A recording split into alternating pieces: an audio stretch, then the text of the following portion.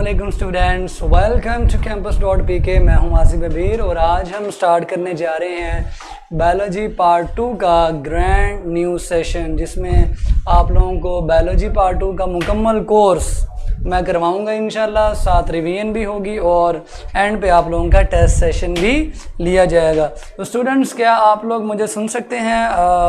क्या आप लोगों को आवाज़ वगैरह क्लियर है? स्क्रीन वगैरह हर चीज़ क्लियर है? मैं खूबसूरत नज़र आ रहा हूँ कि नहीं आ रहा? ज़रा जल्दी से बता दें। हाँ जी, everything is all right, okay, very good. चलें जी, बताएं जी। आप लोग मेरे वही पुराने स्टूडेंट्स हैं जिन्होंने फर्स्ट ईयर भी मुझसे पढ़ी थी। कुछ नए भी हैं, कुछ जो है वो वही हैं जो पहले से थे, जिनके पेपर अनफॉर्चुनेटली नहीं हो सके। बड़ी तैयारी करवाई थी हमने, इंशाल्लाह इस बार लाजमी पेपर होंगे, यानी मैं अगले साल की बात कर रहा हूँ। हाँ जी स्टूडेंट्स, क्या हालात हैं आप लोगों के? माशाल्लाह ठीक ठाक हैं? हड्डियाँ शड्डियाँ पसलियाँ ठीक हैं? दिमाग गुर्दे वगैरह ठीक काम कर रहे हैं कि नहीं कर रहे? हाँ जी बच्चों, everything is all right. Spare parts body के ठीक काम कर रहे हैं, क्योंकि आप लोग मेरे पुराने भी हैं और कुछ नए बच्चे भी हैं। तो कौन कौन न्यू है जी? वैसे तो पुराने हैं, बड़े वेट कर रहे थे मेरे पुराने बच्चे, मुझे याद है ये बार बार यही मैसेज करते थे, सेकेंड ईयर कब स्टार्ट होगी, सेकेंड ईयर कब स्टार्ट होगी, सेकेंड ईयर कब स्टार्ट होगी।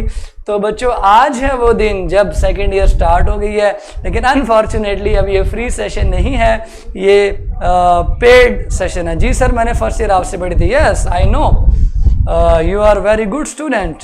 सो फॉर्चुनेटली वेरी गुड। इस तरह के बच्चे लेजेंड्स होते हैं जो ये समझते हैं कि अच्छा हुआ पेपर्स नहीं हुए।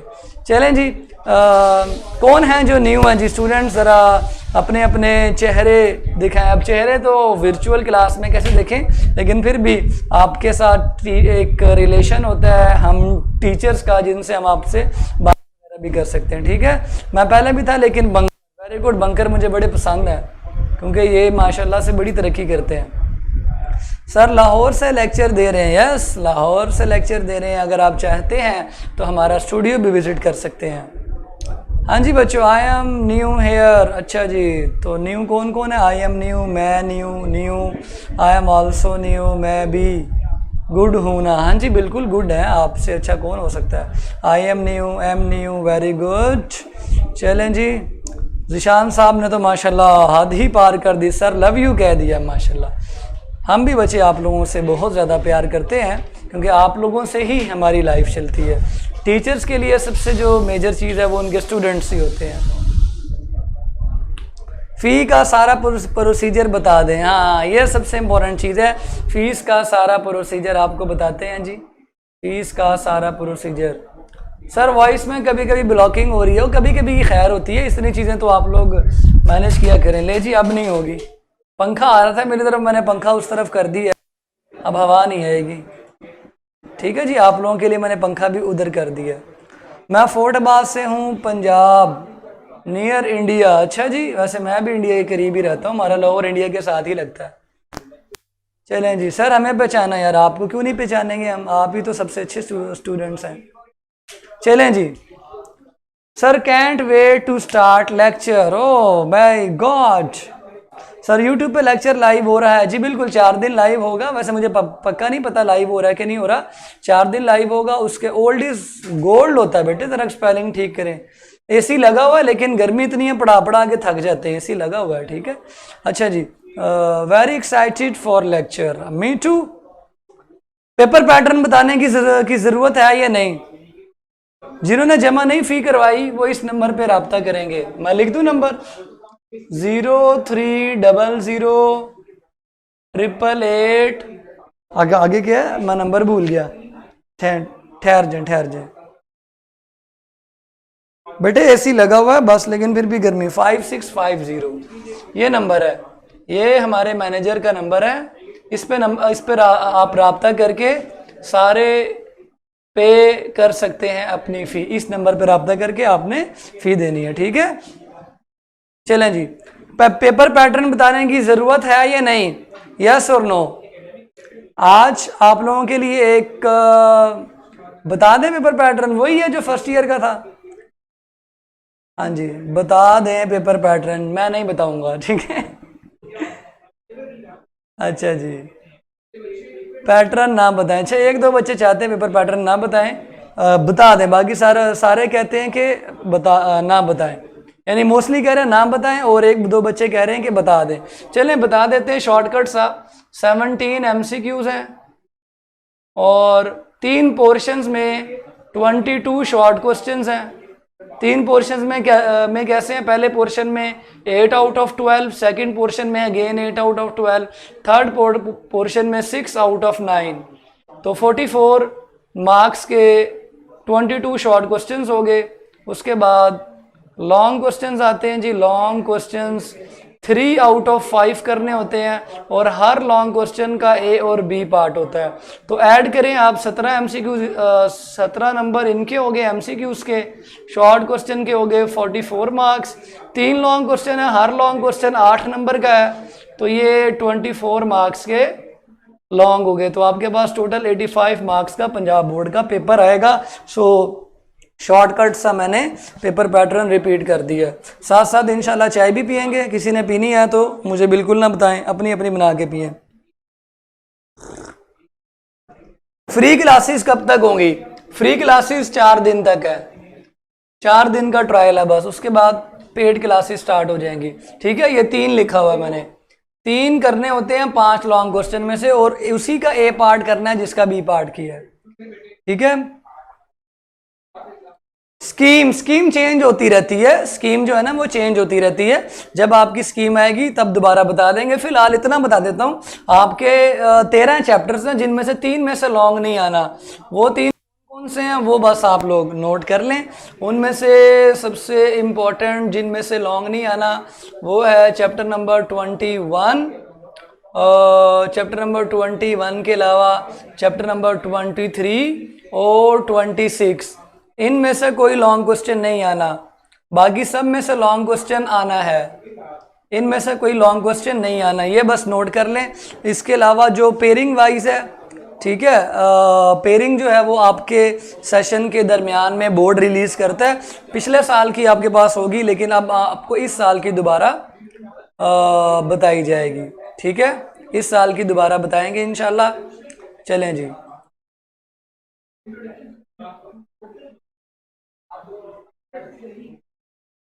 लें जी, ओके हो गया जी। लाहौर से हैं, बता दिया आपको, अकेले अकेले ही चाय पियेंगे। लें जी, अब मैं स्टार्ट करने जा रहा हूं हमारा चैप्टर नंबर 15। चैप्टर नंबर 15 जो कि पहला चैप्टर है जिसका नाम है होम्योस्टैसिस। होम्योस्टैसिस। स्टार्ट करें जी बच्चों। ओके, अगर आप लोग आपस में बातचीत करेंगे जी, स्कीम चेंज भी हो सकती है। 21 में से मैंने लिख दिया, लॉन्ग क्वेश्चन नहीं आना। अच्छा, अब आपके लिए जो पुराने बच्चे हैं, एक नई चीज है, अगर आप लोग गप्पे मारेंगे तो मैं आपकी चैट बंद कर दूंगा। जब अगर मैं चैट बंद कर दूं तो क्वेश्चंस आप फिर लिख लेंगे, फिर जब मैं चैट खोलूंगा तो आप मुझसे दोबारा क्वेश्चंस कर सकते हैं। होम्योस्टैसिस स्टार्ट करते हैं। ये आप लोगों ने 10th में पढ़ा था, ये वाला चैप्टर अब दोबारा पढ़ रहे हैं। इसको स्टार्ट करने से पहले आपको ना एक कहानी सुनाते हैं। सुनाएं कहानी, साथ साथ चाय भी पीते हैं। बच्चों, गर्मियों के अंदर टेम्परेचर कितना ज्यादा बढ़ जाता है? 45 तक चला जाता है, समटाइम 50 तक भी चला जाता है ना। और हमारी बॉडी का जो टेम्परेचर होता है बच्चे, वो 37 डिग्री होता है।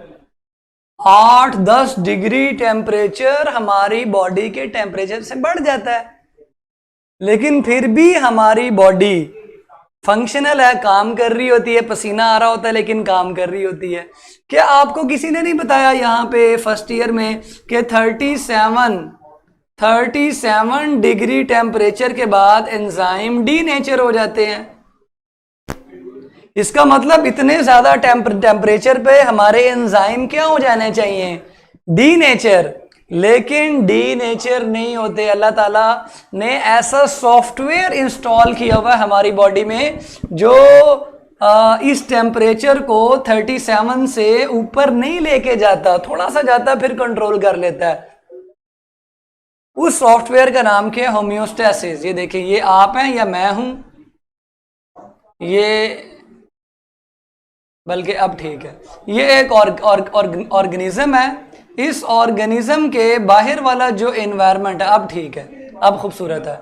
इसके बाहर वाला जो एनवायरनमेंट है उसके अंदर 45 है और इसके अंदर जो है ना वो 37 डिग्री चल रहा है। 45 बाहर है, बाहर वाले एनवायरनमेंट को हम कहते हैं एक्सटर्नल और अंदर वाले एनवायरनमेंट को हम कहते हैं इंटरनल। सो एक्सटर्नल इतना बढ़ गया लेकिन इंटरनल नहीं बढ़ा। उसको ना बढ़ाने के लिए अल्लाह ने एक सॉफ्टवेयर रखा हुआ है जिसका नाम क्या है, होम्योस्टैसिस। ठीक है जी, होम्योस्टैसिस। अगर हमारी बॉडी का टेम्परेचर भी 45 तक चला जाता, 45 तक, तो मर जाते, यकीन करें मर जाते। लेकिन अल्लाह ने कैसा सॉफ्टवेयर इंस्टॉल किया हुआ है जो इसको बढ़ने नहीं देता, कंट्रोल कर लेता है।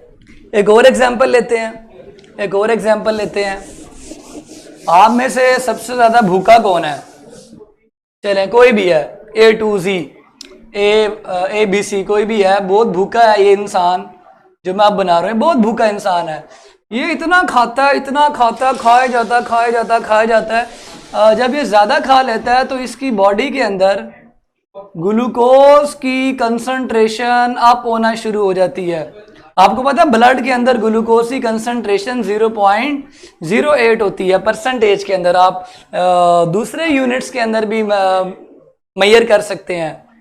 ठीक है, तो वो जो बुखार होता है ना बच्चों, व्हेन वी विल फीवर है, हाँ बिल्कुल ठीक है, जब बुखार होता है वो तो इन्फेक्शन की वजह से होता है ना, वो नॉर्मल केस नहीं है, वो बीमारी का केस है। चलें, ये नॉर्मल है ग्लूकोज, लेकिन इस बंदे ने ग्लूकोज इतनी खाई लेकिन ये मरा नहीं। क्यों नहीं मरा? अल्लाह ने इसकी बॉडी में एक सॉफ्टवेयर इंस्टॉल किया हुआ है जो बढ़ती हुई ग्लूकोज को कम कर देता है। वरना तो जो ज्यादा ओवर ईटिंग करता वो उसी टाइम ही अल्लाह को प्यारा हो जाता, लेकिन ऐसा नहीं होता। ठीक है, क्योंकि जब ग्लूकोज की कंसंट्रेशन बढ़ रही होती है तो हमारा होम्योस्टैसिस उसको क्या कर देता है? कम कर देता है। बात समझ आ गई ना? यानी होम्योस्टैसिस एक ऐसा सॉफ्टवेयर है आपकी बॉडी का जो आपके इंटरनल माहौल को चेंज होने नहीं देता, आपकी हिफाजत करता है, बाहर जो मर्जी हो रहा हो। ठीक है, चलें अब हम बंद कर देते हैं जी, चैट को बंद कर दिया जाए ना, क्या ख्याल है? लें जी, चैट को बंद कर देते हैं। 12 क्लास में मेरा लेक्चर डिसेबल हो गया जी, चैट। चलें जी, ये हो गया। अब एक और मिसाल देता हूं आपको, मिसाल नंबर 3। आप लोग पापड़ खा लेते हैं, गंद खाते हैं, बहुत ज़्यादा वेस्ट खाते हैं, पापड़, फ्लेवर्स, मिर्चें, पता नहीं क्या क्या, और इवन आपके कभी कभी फ्रूट्स के अंदर ऐसे वेस्ट जहरीले बॉडी में चले जाते हैं, तो आपकी बॉडी नुकसान का शिकार हो जाती है। ये इंडिविजुअल है, इसकी बॉडी में वेस्ट चले गए, किसी भी सोर्स से वेस्ट गए हैं, चाहे इसकी बॉडी के अपने अंदर बन गए हैं।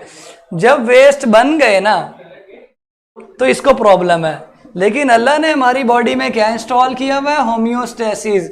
वो इन बढ़ते हुए वेस्ट को कम करके आपकी बॉडी को बचा लेगा। तो ओवरऑल जो आपको मैंने कहानी सुनाई है, उस कहानी के 2 मतलब बने। होम्यो का मतलब बना सेम, और स्टैसिस का मतलब बना स्टेट, यानी इंटरनल जो हालात होंगे बॉडी के वो सेम रहेंगे, वो तब्दील नहीं होंगे। इसको कहते हैं हिफाजत करना, और ये कौन कर रहा है? होम्योस्टैसिस। इसकी डेफिनेशन बुक वाली करेंगे, protection of internal environment of the body, internal environment from harms of, harms कहते हैं नुकसानात, हार्म्स ऑफ फ्लक्चुएशंस, फ्लक्चुएशंस कहते हैं तब्दीलियों को, fluctuations in external environment is homeostasis. यानी बाहर इतनी तब्दीलियां आने के बावजूद, बाहर कहां पर? बाहर वाले माहौल में तब्दीलियां आने के बावजूद अंदर वाला जो माहौल है वो क्या है, महफूज है, और इसको महफूज करने वाले सॉफ्टवेयर का नाम क्या है, होम्योस्टेसिस। वरना जितना हम अपनी बॉडी के साथ जुल्म करते हैं ना बच्चों, हमें जिंदा रहने का भी हक नहीं है, लेकिन ये अल्लाह ताला की ही हमारे ऊपर एक क्या नाम है, बहुत ज़्यादा करम नवाजी है कि अल्लाह ने हमारे अंदर क्या रखा हुआ है, होम्योस्टेसिस, प्रोटेक्टिव सॉफ्टवेयर है। ये हमें बचाता है, ये हमारी हिफाजत करता है। हमारे बाहर वाले माहौल में इतना कुछ हो रहा है, कभी टेम्परेचर बढ़ जाता है, कभी कम हो जाता है, लेकिन हमारे अंदर वाले माहौल में तब्दीलियां इतनी नहीं आती हैं, लेकिन नैरो रेंज के अंदर आने लगती हैं। मसलन अगर 37 डिग्री टेम्परेचर है ऑप्टिमम, तो ये बढ़ने लगता है 37.1 होता है, फिर 37.2 होता है, फिर 37.3 होता है। फौरन से ये सॉफ्टवेयर काम करना शुरू कर देता है। ये सॉफ्टवेयर वापस इस टेम्परेचर को कहाँ ले आता है, 37 पे ले आता है, ताकि आपकी बॉडी को नुकसान ना हो। वरना तो बाहर इतना टेम्परेचर बढ़ जाता है, हमारी बॉडी भी इतनी ज्यादा टेम्परेचर पे जाके डेथ का शिकार हो जाती, लेकिन अल्लाह ने सॉफ्टवेयर रखा हुआ है। इसकी 3 टाइप्स हैं बच्चों, 3 टाइप्स हैं। पहले मैं समझा दूं, फिर आप लोगों के क्वेश्चंस का जवाब दूंगा। आप लोग अपने क्वेश्चंस लिख सकते हैं। इसकी जो पहली टाइप है वो है ऑस्मो रेगुलेशन। दूसरी टाइप है एक्सक्रीशन, और तीसरी टाइप है थर्मो रेगुलेशन। ऑस्मो रेगुलेशन में वाटर और सल्यूट को रेगुलेट किया जाता है, बॉडी में बढ़ने नहीं दिया जाता। जितनी मिकदार में चाहिए होता है ना, उतनी मिकदार में ही रखा जाता है। फॉर एग्जाम्पल यूरिन जो होता है हमारा, यूरिन एक जैसा बनता है। कभी कभी यूरिन बहुत ज्यादा पतला होता है, और कभी कभी यूरिन बहुत ज्यादा गाढ़ा होता है। वो क्यों गाढ़ा होता है, क्यों पतला होता है? उसके अंदर सल्यूट की मिकदार कम ज्यादा होती रहती है। जब सल्यूट की जरूरत नहीं होती तो सल्यूट को बाहर निकाल देते हैं, और जब पानी की जरूरत नहीं होती तो यूरिन बहुत पतला आता है, तो यूरिन पतला निकलता है, पानी ज्यादा। इसका मतलब जितनी चाहिए चीज उतनी रख के बाकी निकाल देते हैं। सो रेगुलेशन, या ग्लूकोज की आपको मैंने example the, regulation of glucose level in the blood, glucose level. Glucose की भी मैंने आपको बताया प्रॉपर एक कंसंट्रेशन है, उससे बड़ा, उससे ज्यादा नहीं होनी चाहिए ना उससे कम। तो हमारा ये ऑस्मो रेगुलेटरी निज़ाम उसको बैलेंस रखता है। इसी तरह सल्यूट्स को और वाटर को भी किडनीज बैलेंस में रखती हैं। एक्सक्रीशन में क्या होता है, वेस्ट को इलिमिनेट किया जाता है, निकाल दिया जाता है, रिमूवल ऑफ वेस्ट को निकाल दिया जाता है। एग्जाम्पल लिखें, सबसे मशहूर वेस्ट जो है वो अमोनिया, यूरिया वगैरह हैं। हमारी बॉडी में अमोनिया, यूरिया बनते हैं। यूरिया को एक्सक्रीट बाहर, बॉडी से बाहर निकाल देते हैं, क्योंकि ये खतरनाक किस्म के वेस्ट हैं और ये बॉडी को नुकसान पहुंचाएंगे। थर्मो रेगुलेशन में टेम्परेचर को बैलेंस रखा जाता है, रेगुलेशन ऑफ टेम्परेचर, बॉडी का जो टेम्परेचर है उसको बैलेंस रखा जाता है। एग्जाम्पल आपको दी, ह्यूमन बॉडी का जो ऑप्टिमम टेम्परेचर है वो रेगुलेट किया जाता है 37 पे मेंटेन कर दिया जाता है। सो एग्जाम्पल नोट कर लें, ये बहुत इंपॉर्टेंट है, बुक पे नहीं लिखी हुई। मेरा ख्याल अब आपको समझ आ गई होगी डिटेल के साथ, ठीक है। अब मैं आप लोगों की जो चैट है वो खोल रहा हूं। किसी ने कोई क्वेश्चन करना, जो मैंने कहानियां तीनों सुनाई थी उनमें से एक कहानी थर्मो रेगुलेशन के बारे में थी, एक कहानी एक्सक्रीशन की थी, एक कहानी ऑस्मो। सो ये सारी कहानियां किसकी हैं, यानी ऑस्मो रेगुलेशन का जो सॉफ्टवेयर है वो भी होम्योस्टेसिस है, एक्सक्रीशन का जो सॉफ्टवेयर है वो भी होम्योस्टेसिस है, थर्मो रेगुलेशन का जो सॉफ्टवेयर है वो भी होम्योस्टेसिस है। आजकल गर्मी है ना, तो साल्ट बहुत एक्सक्रीट हो रहे हैं हमारी बॉडी से। यूरिन जो है ना वो कंसंट्रेटेड आता है, सर्दियों में यूरिन पतला आ रहा होता है, डिल्यूट। तो ये सारी चीजें रेगुलेट हो रही होती हैं बॉडी में according to need of the body. So I am going to again enable the chat, और आपने मुझे बताना भी है, इस तरह ठीक है ना, ताकि पढ़ने वाले बच्चे अच्छी तरह लेक्चर ले सकें, गप्पे शप्पे आपस में ना लगे। एंड पे मैं क्वेश्चन आंसर का सेशन जिसमें तमाम लोग मुझसे क्वेश्चन कर सकेंगे। लें जी, this is the enable button. अब क्वेश्चन करना है तो कर लें। सर एक्सरसाइज में टेम्परेचर बढ़ता है बॉडी का? जी थोड़ा बहुत बढ़ता है, लेकिन वो नॉर्मल हो जाता है। आपकी थोड़ी देर में बॉडी रेस्ट पे आके ठंडी हो जाती है जैसे नॉर्मल है, ठीक है। वो हीट पैदा होती है ना बॉडी में, रिएक्शन से, इसलिए बढ़ता है। हाँ जी, कोई क्वेश्चन है? आप देखना, अब मैंने जो है ये चैट खोलिए, देखना कैसे जो है ना बच्चे कमेंट करेंगे। हाँ जी चलें। जिन बच्चों ने बाद में ज्वाइन किया है उनको मैं बता दूं कि फैजान क्या कह रहा है जी, मेरी प्री इंजीनियरिंग है। तो बेटे प्री इंजीनियरिंग आप मैथ का लेक्चर ज्वाइन करें ना, आप बायो का लेक्चर क्यों ज्वाइन कर रहे हैं?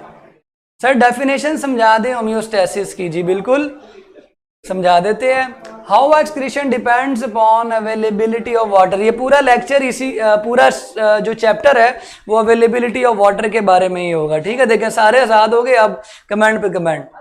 पानी की अवेलेबिलिटी पे कैसे डिपेंड करता है? क्योंकि जो मैं आपको छोटा सा बता देता हूं, हर एनिमल ने नाइट्रोजनस वेस्ट को रिमूव करना है तो उसके लिए पानी लगता है। इसकी मिसाल ऐसे है, जैसे घर में जब आप सफाई करते हैं तो मुझे बताओ सबसे अच्छी सफाई कैसे होती है?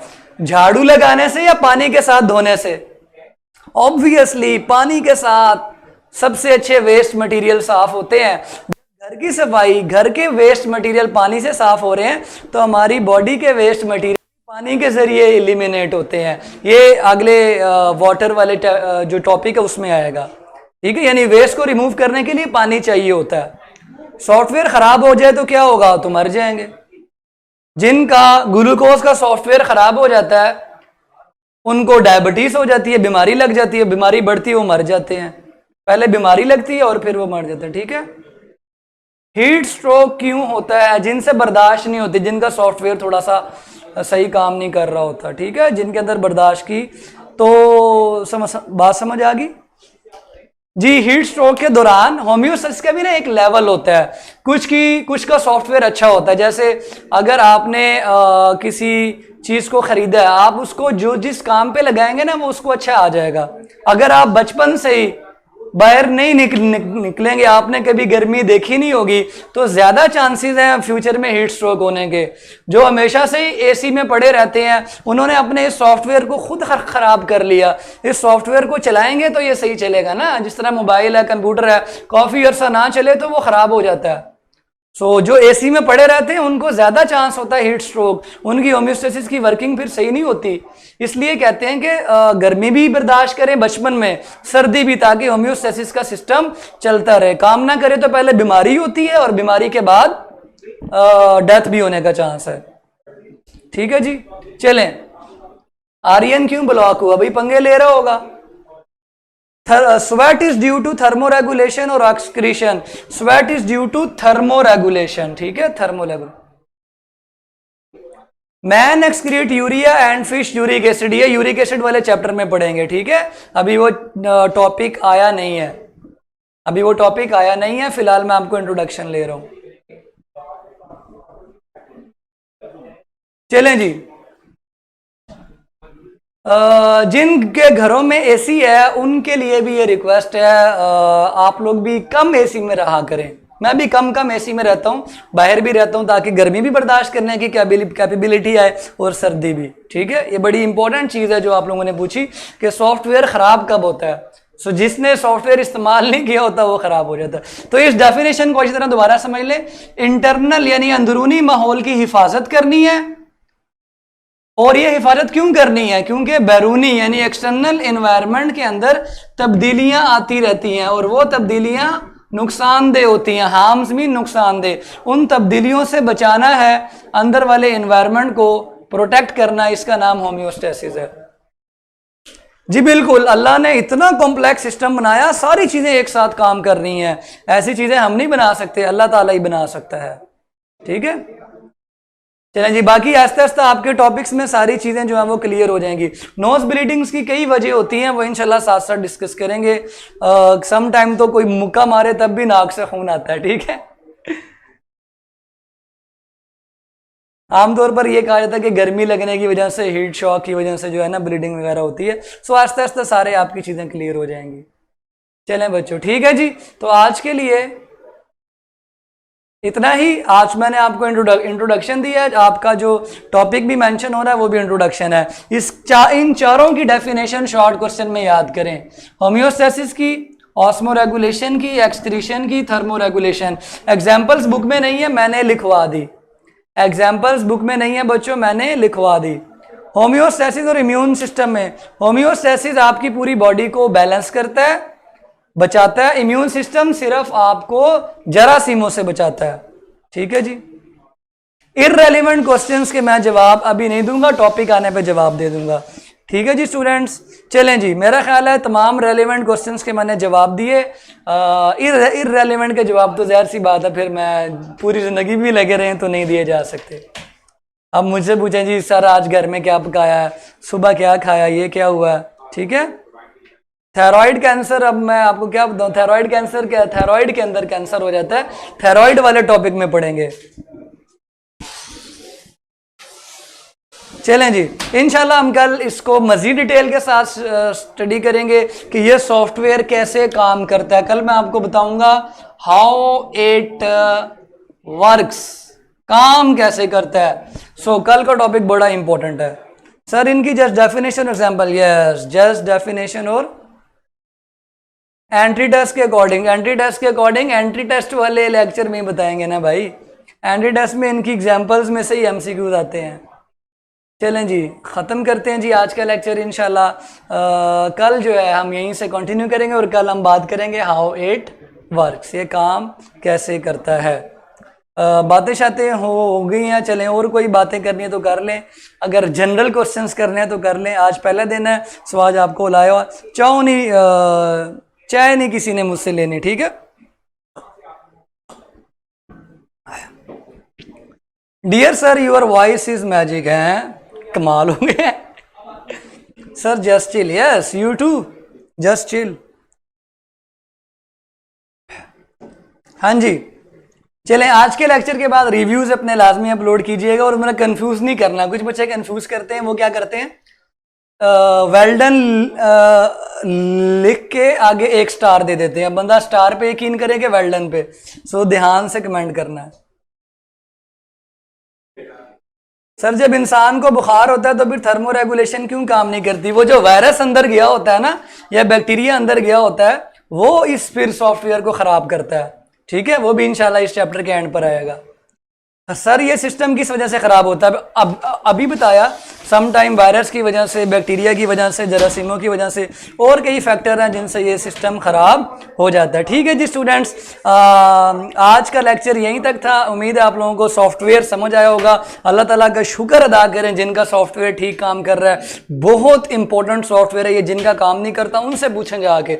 मीन जिनकी ऑस्मोरेगुलेशन नहीं काम करती, ग्लूकोज का लेवल बढ़ता है, वो शुगर के मरीज हैं। तो अल्लाह ताला ने आपको और मुझे सेहत दी है, अल्लाह का शुक्र अदा करें। इंशाल्लाह अल्लाह ताला आपको बहुत ज़्यादा नवाजेगा। तो कल तक के लिए मुझे इजाज़त दें। कल हम दोबारा नेक्स्ट लेक्चर को डिस्कस करेंगे हाउ इट वर्क्स। अपना ख्याल रखें और मुझे दुआओं में याद रखें। अल्लाह हाफिज़।